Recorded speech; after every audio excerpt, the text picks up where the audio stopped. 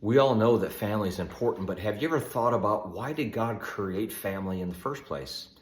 Well, if we go back to that first family, the first couple of chapters of Genesis, we get three really important clues as we look at the lives of Adam and Eve and their children. First, God created family, initially the marriage relationship, to overcome aloneness. He said it is not good that anyone would be alone. God, the eternal three in one, who from eternity past existed in perfect community and in unbroken fellowship as the Father, Son, and the Holy Spirit, created family to provide community for us so that we would not be alone. Second, God created family, again, that began with a husband and wife, initially male and female, to reflect his image as his representatives on earth.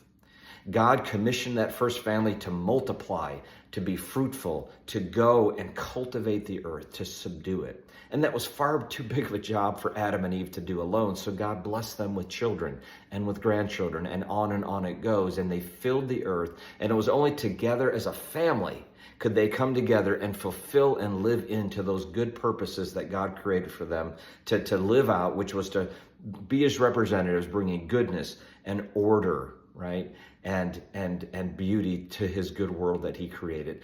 And finally, God created family to overcome and to redeem us from the sinful choices that we make. Once sin enters the picture, Genesis 3, we see broken, fractured relationships. We see sibling rivalry that ends in murder. We see the family that had been created to be a blessing becoming a curse. Until we get to this great passage in Genesis where God makes a promise. In the midst of the brokenness, he says, someday in the future, there will be a seed from the woman who will come and he will redeem. He will redeem the brokenness, and he will, through his own sacrifice, put back together the shattered relationships, the disintegration that's come through sin. And he will do it in such a way as to restore us to the Garden of Eden once again. And of course, that descendant is none other than Jesus Christ. And Jesus came to do just that.